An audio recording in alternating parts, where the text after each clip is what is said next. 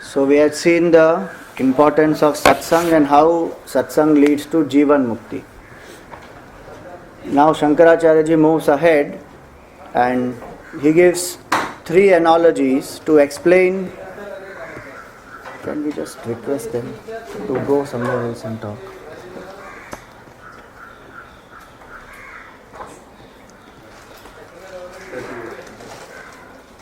So 3 analogies Shankaracharya ji gives to explain what is the state of a Jivan Mukta and does he see the world, how does he relate. So that is the 10th verse. So we go to that.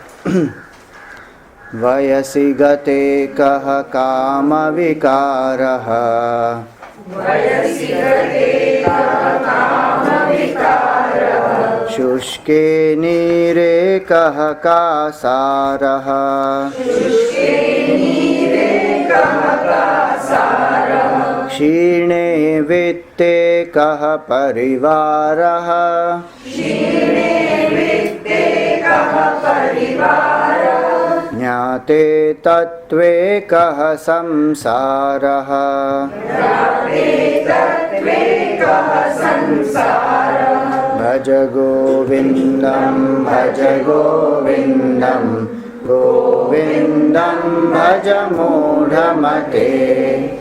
Together.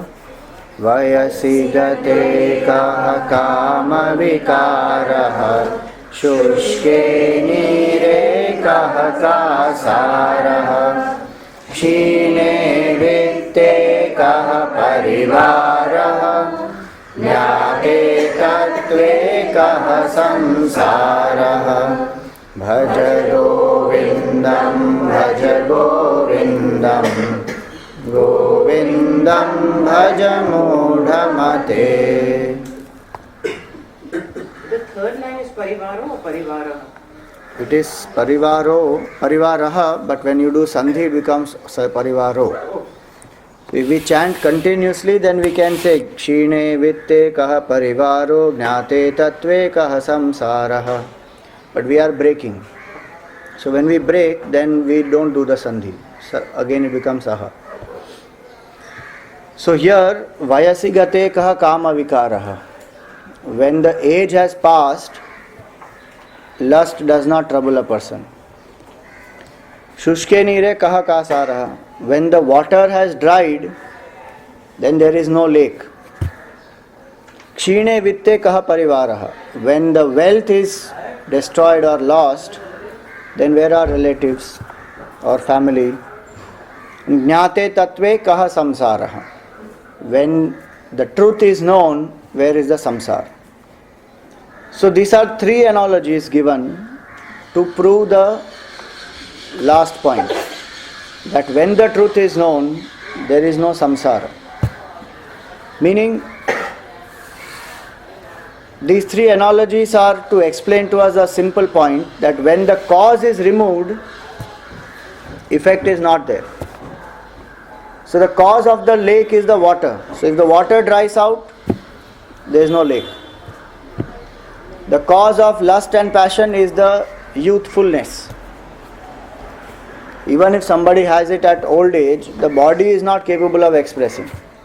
So the cause, when we remove, the effect goes away completely. So these analogies are given to make us understand this point, that when we live in samsara, there is so many things that we go through, ups and downs and agitations, so much of disturbances, so much of sorrow we go through. What is the cure for this? We are not asking for a relief. There are a lot of people who just seek a relief. That the disturbance, pain, sorrow, sense of limitation, the sense of hollowness, emptiness, all that which troubles me. So I can seek a relief saying, okay, let me go to a spa, or let me play some sport, or go for some movie, do something whereby I don't have to face that. Get some temporary relief at the body, mind, intellect level. But those who are interested in the cure, they ultimately understand that only when the truth is known, that my nature is absolute, infinite, that alone can satisfy me, then the sorrows of samsara ends. This is not to say that one will not see the samsara at all. That never I will, then it is a dangerous proposition. That if we realize the truth and the whole world vanishes, then we don't know how to relate. But what this means is, when the truth is known, the fluctuations which we go through in samsara will stop. Because what is literal meaning of samsara? Samyak sarati iti samsara. That which slips. We try to hold it, but it will not remain. That which is changing so fast and identified with the body, we go through those fluctuations. We go through we go up and down with the change. So that sense of continuously being associated with change, which creates all the difficulty. So how do I get out of this? When I look around, everything is changing.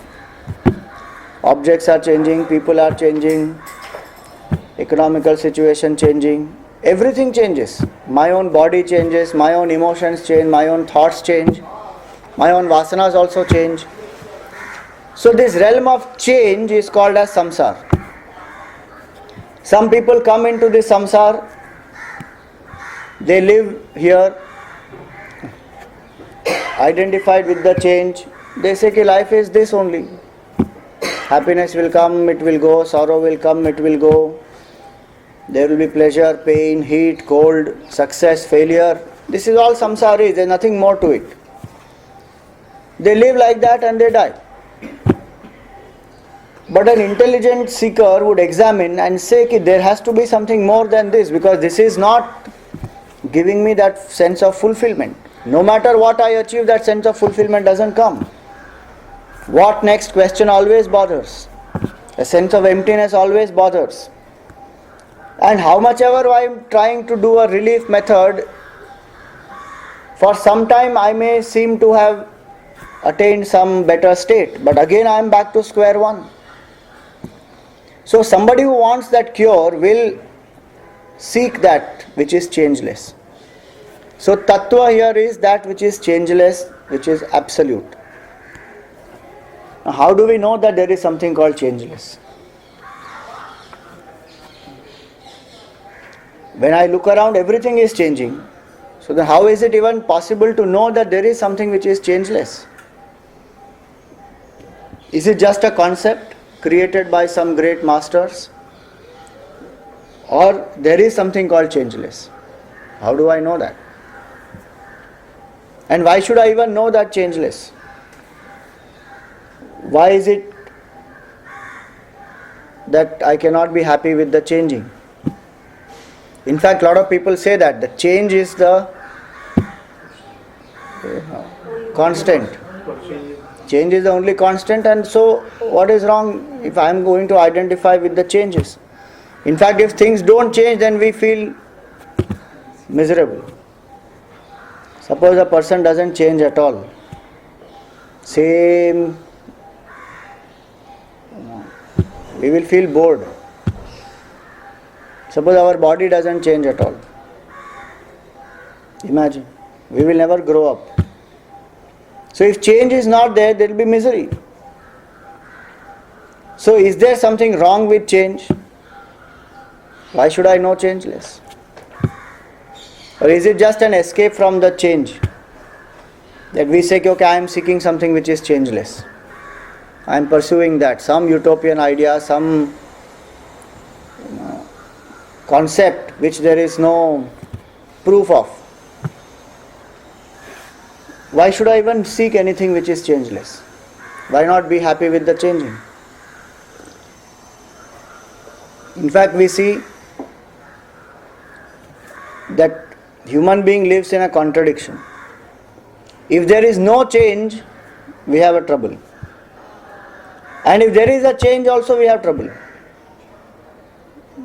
What human being resists maximum is change only.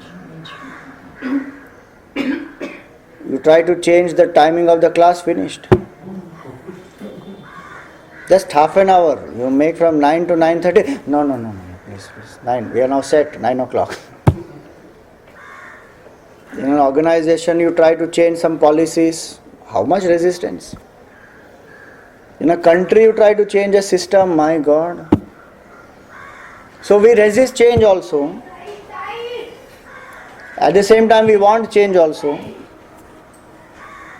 So why is it necessary for us to even know that which is changeless? Why don't we just live with things which are changing? What is wrong? Because if I seek that which is changeless, if I don't have the conviction, that whole seeking is very weak. The intensity in seeking will not come. So what is the reason? Do I need to seek the changeless? Ups and downs with the changing. Because I go up and down with the changing. So even after I know the changes, the ups and downs will happen, no? Even after I know the changeless, the ups and downs will definitely happen. Even a master goes through all the pairs of opposites. It doesn't affect it. So instead of knowing the changeless, why cannot I cultivate the capacity of not being affected by the changes? If that is my objective, that I should remain unaffected by the changes, let me cultivate that capacity, not to be affected by the changes. Why should I know the changeless for that? It is not possible unless When you you know know the the change. changeless, can you have that capacity? Why do we say that? Remaining in the change, suppose I cultivate a certain capacity to handle that change. It is like on the roads there are, what do you call, potholes and speed breakers. So we increase our, what do you say that? Shock absorber. So in the cars, the shock absorbers are in the higher models are better shock absorbers. So same way, if I cultivate a certain capacity of my mind whereby I can deal with the changes properly, why do I need to know the changeless?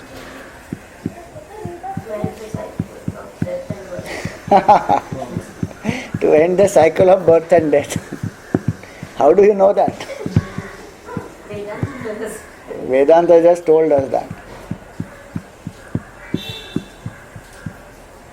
Why not cultivate that capacity? Why I am saying this is because that's what people think. That this cycle of birth and death, first of all, I don't believe that there are so many lives. So I don't believe in a cycle of birth and death. I am concerned about this life. So I am going to cultivate that mental strength and mental capacity to handle changes. Bas.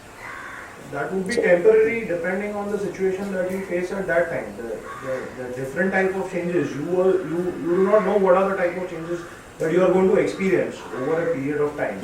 So even to build that resistance is not going to be possible because you do not know what kind of changes you are going to experience. Agreed. So if I have a general capacity of detachment in my mind, come what may, I will handle it, no? Why do I need to know the truth? Jnate tatve kaha samsara. Why is that even required? Is it a step to know the changes? First only accept whatever is happening around you without thinking about the change later also. Once you reach that state, maybe at that point you can start thinking. Definitely, it is a step to know the changeless. But our question here is, why should I know the changeless? Suppose I know that which is helping me to handle the change. Why should I know the changeless? That's my nature. That's my true nature. You anchor yourself in that and then... So the reason is this, that changelessness is my nature and actually I am seeking that which is changeless. I don't know that. How do I say that I am seeking changeless? Don't we want permanent health? Anybody wants impermanent health? Don't we want permanent love? Do we want that people should ditch us? People should desert us? People should not be loving to us? We want them to be loving. We want permanent health, permanent love, permanent wealth. Does anybody say it's okay, now and then I can go bankrupt, no problem. We want permanent health, permanent wealth, permanent love. So actually what we are seeking is permanency. We don't know that. Only thing we are thinking that these are functional things required, but we don't give the thought to it that I want these to be with me forever. We want permanent life also, right? Anybody wants to say, okay, now I have lived enough, I will die now. Even that person who says, I will die now, has that thought in mind that this body I will drop, next I will take up a better body. Nobody wants to get eliminated. I came into existence, now enough, let me get eliminated. बस अब क्या है? No. Permanency is our demand actually. And only when we realize that which is permanent, there can be fulfillment. There is no other way to fulfillment. Because it is my nature. And anything that goes away from its nature will come back to it. Till it doesn't come back, the struggle will continue. And hence we seek that which is permanent. And to seek that which is permanent, earlier what we saw, satsangatve nissangatvam. If you think about that, the earlier verse itself, the first line is enough not to handle the change. Satsangatve nissangatvam. Bas. Why Jivan Mukti? Jivan Mukti is not required. If I just want to know how to handle the changes in this world, Jivan Mukti is not required. There are enough seminars happening on change management. One can just deal with the changes, know how to handle it. Basically, it will come down to acceptance. Accept life as it comes and learn to be happy with that. So, if I have to stop with that, but we cannot stop with that because it will only be a temporary relief. My seeking will still continue. Just that I will not know that I am seeking that which is permanent. And hence it is important to know the truth. If I want the cure from samsara, then I have to know the truth. You see, there are lots of cause and effect relationships in samsara. So if I have anger, anger is an effect. What is the cause?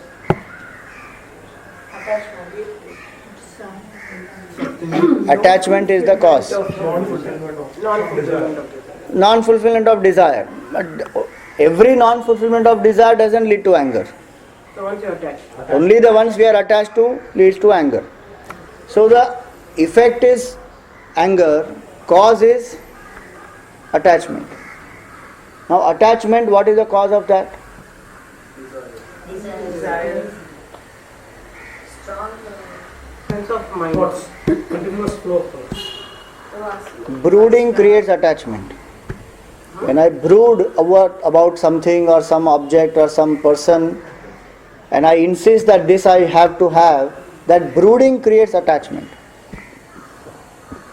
In the Gita it is said, Dhyayato Vishayan Pumsaha Sangasteshu Upajayate. By brooding over sense objects, attachment towards it rises. That I plus this object is equal to happiness. That equation I form, that is called brooding. So when I brood over something, I slowly get attached to that.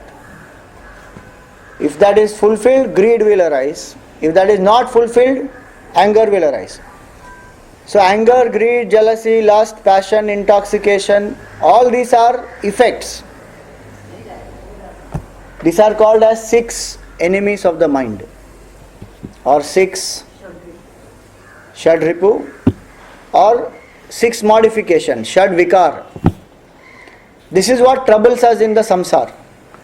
Suppose we have no anger, no greed. Kama is desire or passion. Krodha is anger. Lobha is greed. Moha is delusion. Mada is intoxication. And Matsarya is jealousy. These 6 afflictions torture us in this samsara. And lots of people try to get relief from these. Anger management, stress management, all these. One of them is enough to trouble us. And we are afflicted with all the 6. That's why in the samsara one goes through a lot of sorrow. So we try to handle the effect.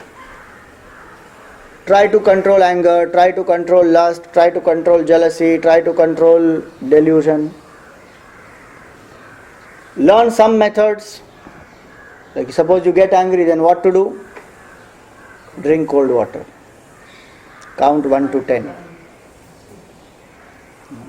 Breathe deeply. Have one boxing, what do you call that? Punching bag. Punch. Go and punch. In the olden days they used to have special chambers called Kopa Bhavan. Kopa Bhavan. So if somebody gets angry, like Kaikeyi got angry, she went into Kopa Bhavan. So it's a message that now I am angry. Don't come near me. It was a very good system actually. Huh? Yeah, they do something because all breakable things are put there. Whatever you can break, take and throw. Break it.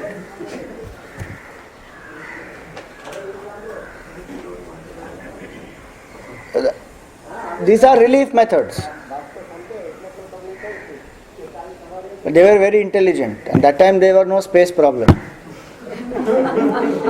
Put one Kopa Bhavan, go now. If somebody is angry, go inside that, go. Save the house. So they put there. The relief method is anger management. If I want to only handle the effects, the cause remains, the attachment still remains. We tell people that, get detached. Hare, baap re baap. How much resistance? No, we can't be detached. We are householders after all. How can we get detached?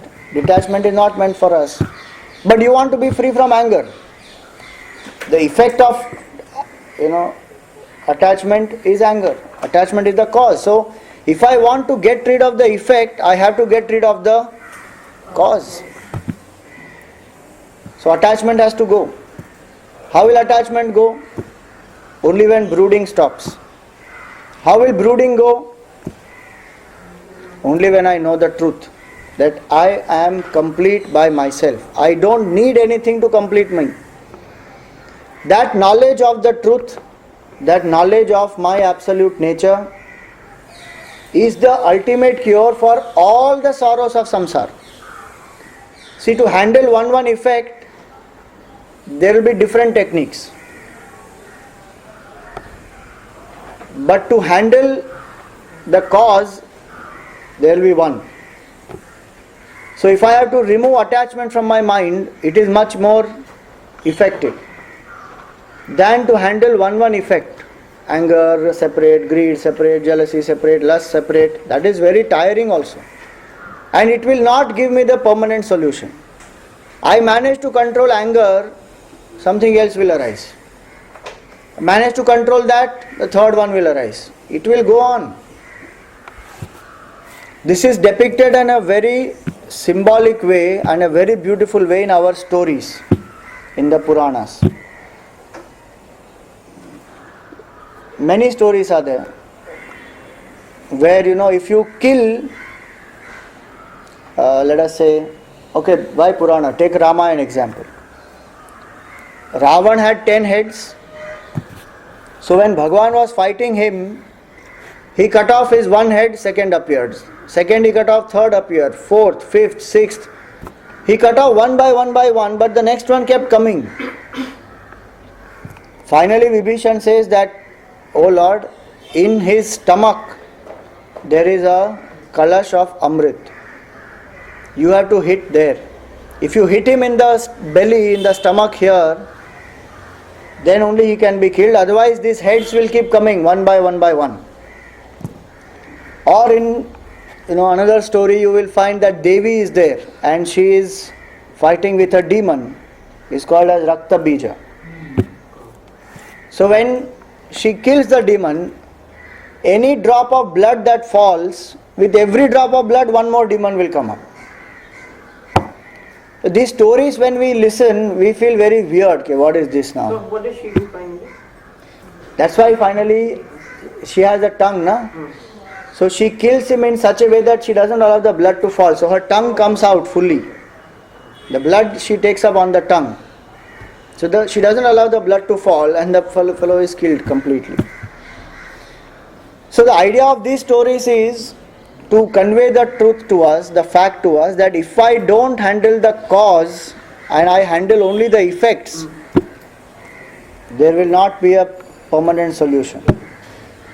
Like Arjun's case, if you see what Bhagavan did, Gurudev used to call this as not a symptomatic treatment, but the treatment at the very root cause. Symptomatic treatment is only treat the symptoms. Even in medicine you will see that. Suppose I have a headache, and for 5 years I have a headache, so every morning I get up and I take one paracetamol. What will we say to that person? The person should have gone to a doctor by now to find what is the cure. How can you keep taking paracetamol every day morning? That sounds ridiculous. But that is what we are doing. At least in that case it was 5 years and paracetamol every day. In our case, lifetime it is. And nothing one is doing about it. And two such people get married and then they want to live happily. How it is possible? Both of them are afflicted by so many negativities. Not only marriage, everywhere. In a company when people are working together, each one is having so many negativities and limitations. How will there be harmony? It will be there for some time, but again there will be some faction, something will happen. So the idea is, in the Gita, Bhagavan gave the highest knowledge to Arjun. Why was that knowledge required? If the objective was only to make Arjun fight, Bhagavan could have given him a pep talk, a motivating talk, and said, you are a Kshatriya, your duty is to fight and protect Dharma, so now you do it. But the objective was not that. The very fact that Arjun collapsed, Bhagavan saw that the root cause of this is his ignorance of his true self. See, when I don't know what is my Swarupa, when I don't know who I am actually, I think of myself to be something else. And when I think of myself to be something else, I see constant validation from people. That's why we need approval. That's why we need people's opinion about ourselves. That they should certify, they should say that this person is a good person, this person is like this person is like that. And I have to constantly keep that image going. Why? Because who I am, I don't know. So an image which I have about myself has to get sustained. And that same image should sustain in my mind and in the minds of people. Now there is a struggle and a strain. Arjun suddenly realized that now if I kill all these people, it was his attachment which made him feel like that. What will I incur? People will say he is such a ruthless person that he killed his own people to enjoy the kingdom. All those were his justifications. That I will incur sin, my forefathers also will, be deprived of higher regions in wherever they are. Lots of reasons he gives. But why did he do all that? The root cause of it, if you analyze the cause of Arjun's downfall, after the whole first chapter, in the second chapter, after 5 verses, he says that Bhishma and Drona are the cause of my sorrow. Because I am so attached to them. If Bhishma and Drona are not there, he is ready to kill anybody.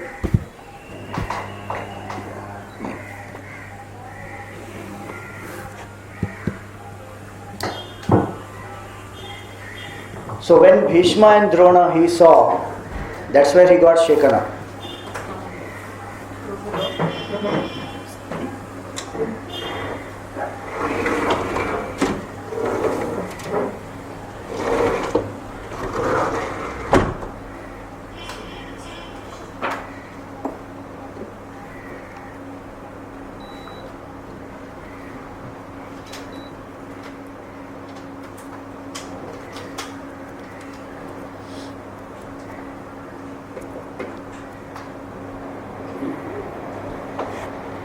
behind windows also you have to shut them. So Bhishma and Drona, they become the cause of his attachment. And he doesn't accept that fast. He gives lots of justifications.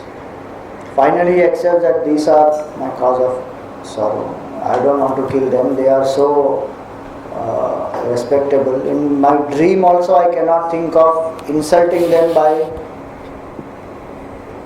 bad words. And here I have to kill them. So that is not acceptable to me. So Bhagavan could have even handled that attachment, saying, don't get so attached, you are not playing the role of a grandson here, you are playing the role of a soldier here. But he did not stop with that. He did not give him some relief method, he did not stop by just curing his attachment.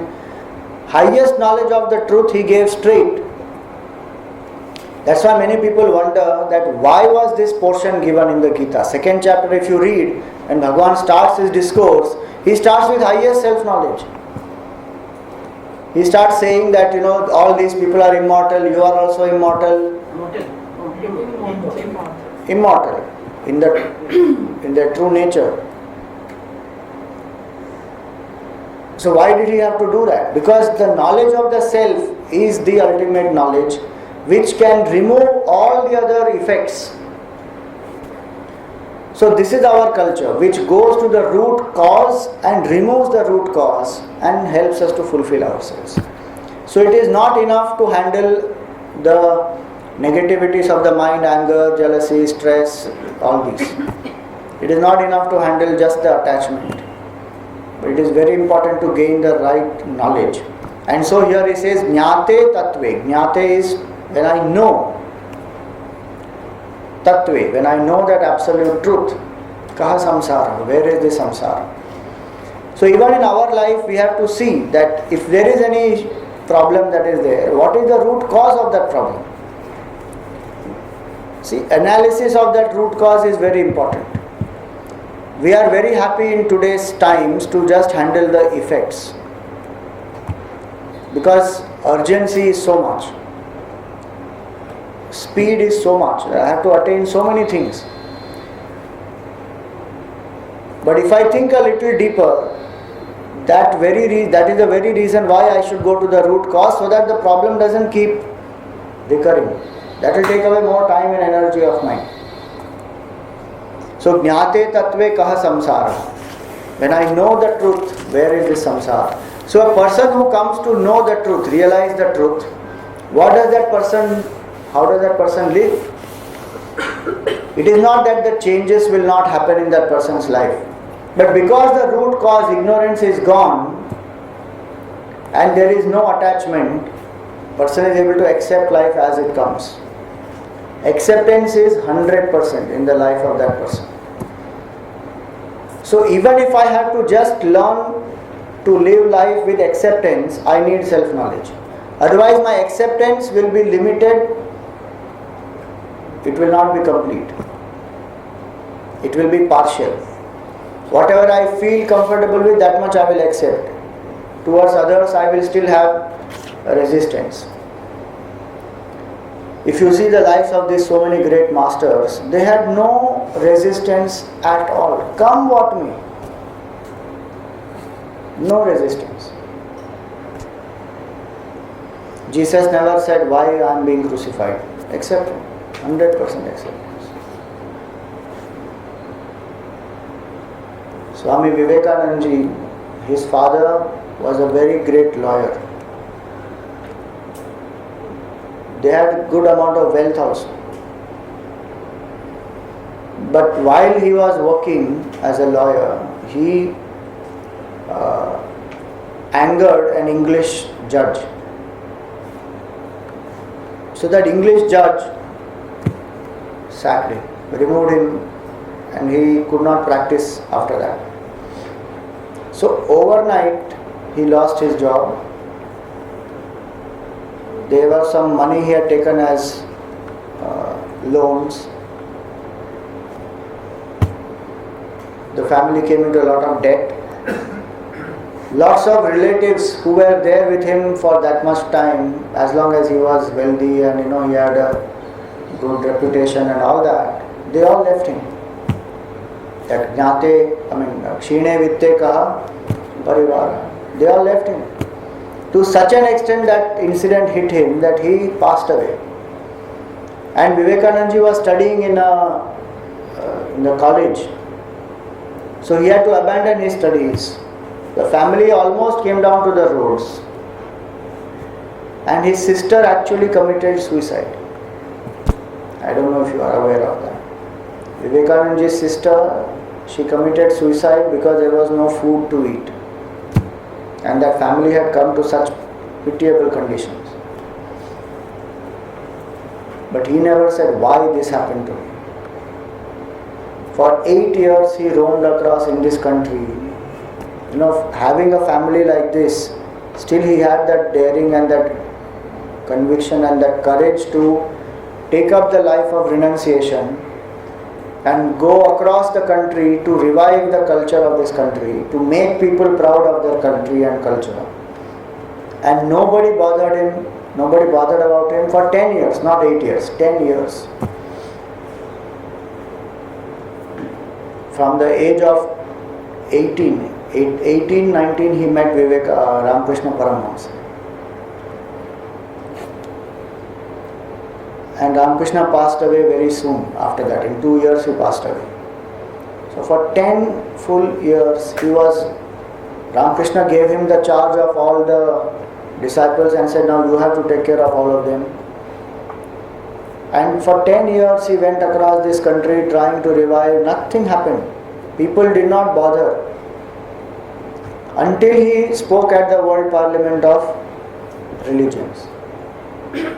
And the date was September 11th, 1893. He spoke there.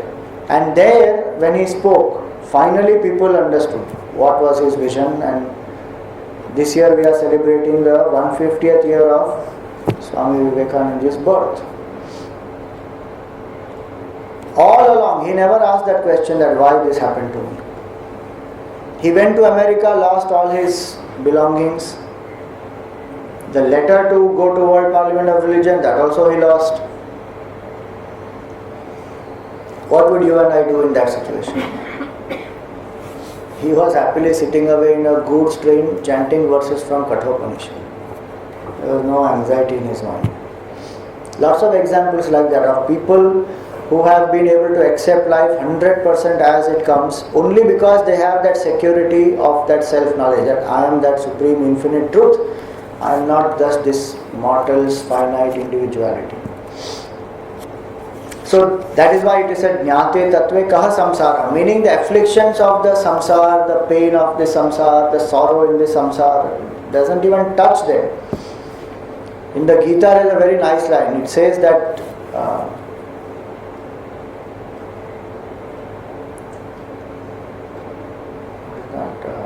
heaviest of sorrows cannot shake up this person. Guruna api na vichalyate. Guruna means heavy. The heaviest of sorrows will not shake up this person. Why? Because the person is established in the self-knowledge. What all Krishna went through, just think, we just celebrated Janmashtami. If you can read this talk of, listen to this talk of Gurudev on Krishna Avatar. There is one CD here. So he gave one talk and he began the talk like this, he said, to talk about Sri Krishna in 60 to 90 minutes, not even Krishna will be able to do it. Because the way Sri Krishna lived his whole life, we always think, first time when I heard the talk, I was stunned. Because our image of Krishna is, he is a blue boy of Vrindavan, very chubby, nice, eating butter, playing with the gopis, dancing on the banks of the Jamuna, having fun, 16,000 wives he had. And what a life he lived, If one has to live, one should live like Krishna. What a grand life. So one used to think like that, Krishna is like that. Krishna's life is amazing, wow. First time I heard, after Gurudev opened up this sentence, the next statement he said is, Krishna's entire life was a tragedy. That itself make you wake up thinking, what? His life was a tragedy? He said, yes. Even before he was to be born, 6 of his siblings are killed. 7. No. 7th one was taken to... 7. No, Maya. Maya is 7th one was taken to Rohini in the, what is that? Gokul. In Gokul. And that other child was brought from there, and that child was Maya. So the 7th one didn't get killed. 7th one was Balram. So 6 of his siblings got killed. He himself was born in jail. Because he was to be born, his parents were imprisoned. And the moment he was born, he is separated from his parents, sent away to Gokul. So somebody else is raising him. And there at 6 months, that Putana comes to kill. 6 days. 6 days. Putana comes to kill him. Bhagwan could have said, I am a victim of child abuse. Filed a lawsuit against Kamsa. What? He never said anything. His whole life was a tragedy. Entire life. You don't find one moment in Bhagwan's life when he is not suffering. His own kingdom, he had to run away from Jarasandha. Then he established one Dwarka. There also he was not able to live properly. How many things happened in his life? And for no fault of his, Gandhari cursed him that you will die like an animal. And your own Vamsha will fight with each other and they will kill themselves.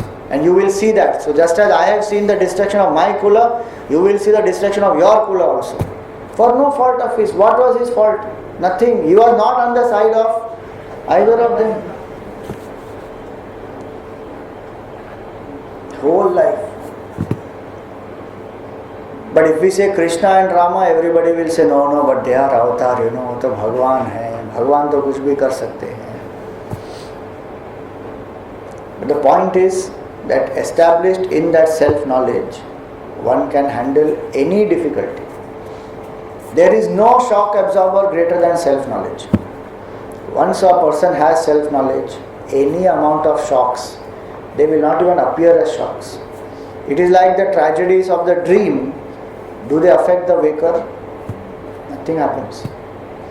There was one man, he was sleeping, and suddenly he was dreaming that he is going in a forest and there is a herd of elephants which is there, and this one wild elephant suddenly starts chasing him and he is running, and finally there is a stone and he tumbles and he falls down, and this leg of the elephant is crushing him. And as the leg of the elephant is crushing him, he got up with a loud shriek. Ah! Then he realized that it was the hand of his wife. It had fallen on him.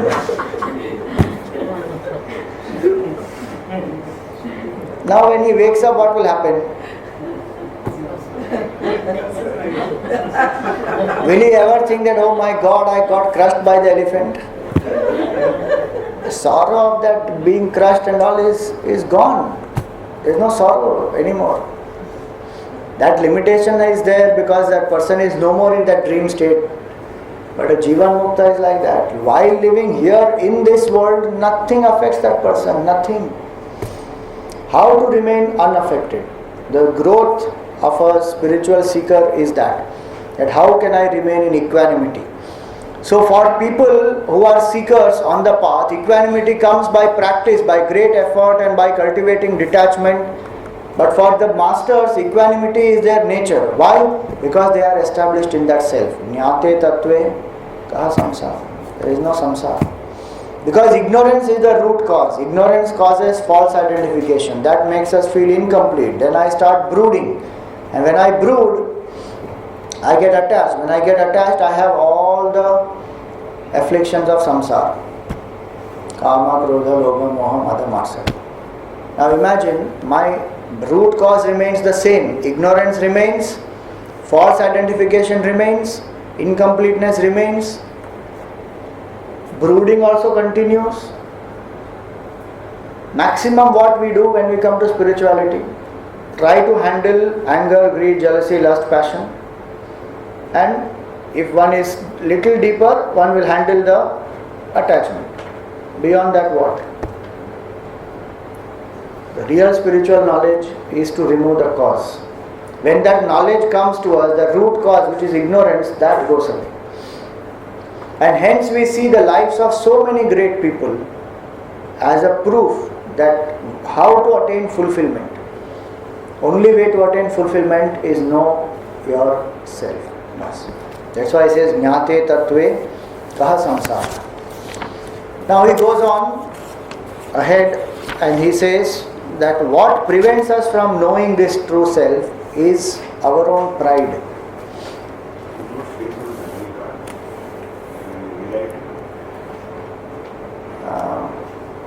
You can stop that.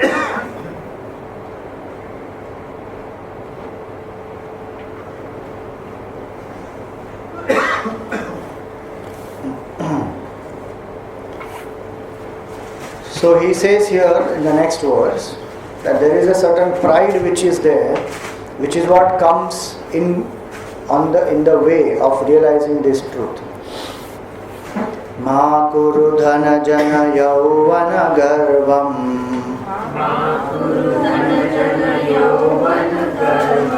harati nimeshat kala sarvam Maya mayamidam akhilam buddhva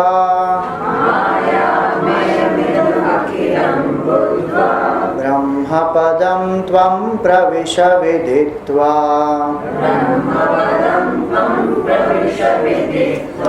Bhaja Govindam Bhaja Govindam Govindam Bhaja Mudhamate. Together. Ma kuru dhana jana yauvana garvam harati nimesha kala sarvam maya mayamidam akhilam buddhva brahma padam tvam pravisha viditva bhaja govindam Govindam bhaja mudhamate. So he says, Ma kuru, do not entertain what? Dhana jana yauvana garvam. Don't have the pride of wealth, people and youth. Harati nimesha kala sarvam. In one moment, time will snatch away all these. Maya mayamidam akhilam buddhva. Understanding this entire world to be Maya. Brahma padam tvam pravisha viditva. You enter into that state of Brahman, the changeless absolute truth. Having known that changeless absolute truth, rise above this world of Maya. The literal meaning. So here he says, give up what? Not dhana. He does not say don't have wealth. Does not say don't have people. Does not say don't have the youthfulness. But it says give up the pride of these three. It is one thing to have wealth, another thing to have pride of wealth. So with that pride of wealth comes a certain ego, a certain superiority complex. And that ego is what is a sense of limitation, finitude. And what kind of ego? It is so foolish to have that ego. But that wealth is not loyal at all. Today it is with us, tomorrow it will be with somebody else. Wealth does not say that you are mine. But I tell to the wealth that what a foolish thing that is. Wealth is never loyal. That's why it is said Lakshmi is very chanchal. Lakshmi never stays in one place. The only place where Lakshmi stays is The feet of Narayan, that's all. That's why it is said, don't run behind Lakshmi, seek Narayan. If you seek Narayan, you will get both Narayan and Lakshmi. If you seek only Lakshmi, neither Lakshmi nor Narayan. Than than Gopal. Whatever you have also will go away in time. Bharati nimeshat kala sarvam. Just imagine. Who thought that rupee will become like this? क्या दुर्दशा हो गई रुपये की? Suddenly gone down. For us it is sudden. People who are economists, they have been telling for years now. That recession which had come earlier, this was second recession which came. उसके पहले एक one which had come. It keeps coming. There are lots of cycles. Not 91. There was one recession in 2009 also. 2008 and 9. It goes in cycle actually. Sometimes the cycle is short, sometimes it is long, but it keeps happening. So all that pride which we have, hey, best part is a lot of wealth is on paper only, it is not there. It is notional wealth. Notional, yes. So paper में wealth बढ़ गया, paper में wealth कम हो गया, लेकिन मेरा BP ऊपर नीचे इधर हो गया. Actual wealth was not even there. But the pride that I am a billionaire, very good. From billionaire suddenly became millionaire. Gone. One shot. While living itself, wealth can go, and definitely it will go when I die. There was a very famous story of this wealthy merchant. He was very, very rich and a workaholic, working whole day and gaining so much of profit and accumulated lots and lots and lots of wealth. The wife of this man was a devotee of Guru Nanak Sahib. So now and then she would go and meet him and have some satsang. So sometimes this person also used to go along with her. So one day Guru Nanak Sahib called him. He said, come here. I will give you one small task. Will you do for me? He said, yes, please tell me. I can do anything. He said, okay. So he took out one pin and he said, take this. All you have to do is give this pin to me when you meet me in heaven. So he was so thrilled. Bas! Arre wah, this is such a small thing to do. I have to just give you this pin when I meet you in heaven. Very good. So he went from rejoicing. Arre wah, Guru Nanak Sahib gave me work to do and seva to do. So the wife asked him, what happened? Why are you so jubilant? He said, definitely my seat in heaven is reserved. I am very happy. Why? He said, see, Guru Nanak Sahib told me that I have to give him this pin when I meet him in heaven. So heaven is reserved and this is a small thing to do. I have to just give him this pin, that's all. So I am very happy. So the wife says, okay, very good. Can you think how will you take this pin there? When he started thinking, then he realized, oh my God, how will I take this pin? Because my body only will be burnt here. It was a wake-up call for him. He realized suddenly that what am I running behind? This one small pin I cannot take with me to heaven. What is all this wealth and bungalow and so many things that I am having? What will happen to all these? So if one thinks about it, all that pride that one has of wealth, of people, that is a big delusion. That people are with me, people are with me. They are there as long as their purpose is served. Bas. The moment that is over, that we saw earlier, Yavad Vitto Arjuna Sapta. And youthfulness, One wants to be young as long as possible. Nowadays, so there are enough methods also.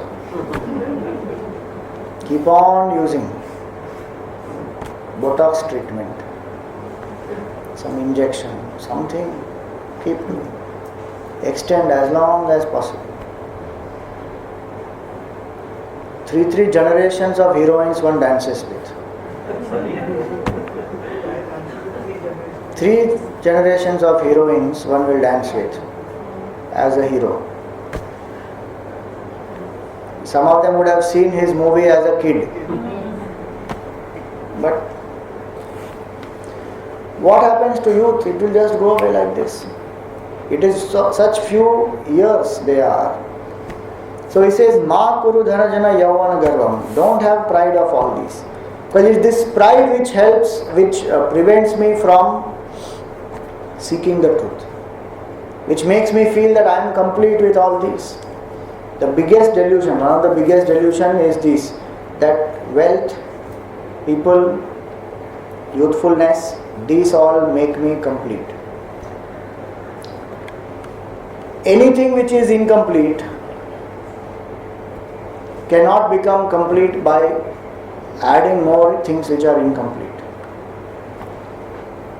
Dashrath Maharaj had everything, but what he did not have? Son. So he was miserable that I don't have a son. Then he did a yajna. He didn't get one son, he got 4. But did he become complete? So miserable, ultimately he died. Feeling so low, depressed. So if the son had that capacity, and who was the son? Bhagavan himself. Bhagavan himself came as a son for Dashrath Maharaj, and still that did not make him complete. Nothing in the world outside can make us complete. Nothing. The faster we realize, the better will be our relationship with it. It is not that we should quit all this. Give the place that they deserve to these things, not beyond that. We give exaggerated value to it, and our notion is that this will fulfill me. How will this fulfill me? They themselves are incomplete. How can something which is incomplete fulfill my incompleteness? It is not possible. And hence he says, drop this. Why should I not have pride of all these? One is time will take it away. That is for sure. Whether I lose it now or not doesn't matter. When I drop the body, they all will go away. So it is not going to be there with me at all times. Second, why do I drop it? The pride, because I have no control over it. No control over wealth, no control over people, no control over youth. Something over which I have no control, how can I even have the pride for it? Our own equipment, we don't have control over it. So I don't have control over it. It will get taken away in time. Then, did I create it? It was there before me also. It will be there after me also.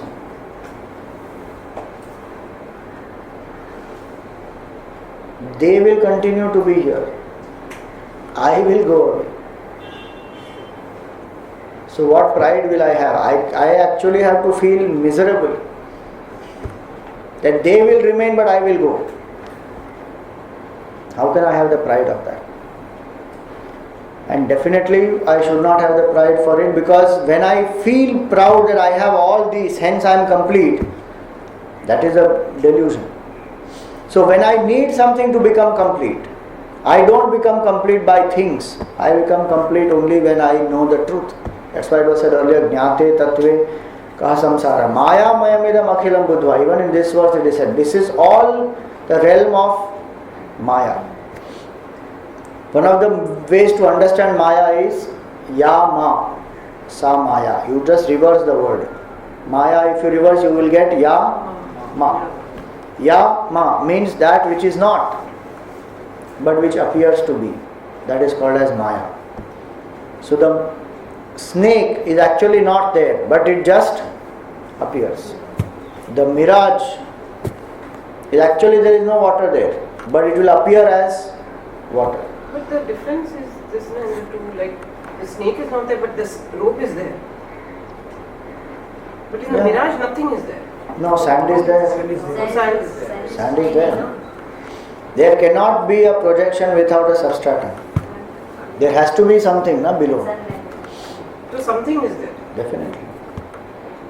That is what this is saying, that we are stuck in the projection, which is Maya. We have to drop that projection and see what is the truth. Brahma padam tvam pravisha viditva. Till I don't realize this world as a illusory world, I cannot know the truth. Next class I will go a little more into the detail of this, that what is the relationship of Maya and this world, and how do I transcend Maya to know what is the truth, and why should I know this world as Maya? Why is the world said as Maya first of all? When it appears so real to me, how can I say this is Maya, all this is Maya, when this is so solid and tangible? So that will go into little more deeper Vedanta, that we will take up next Sunday.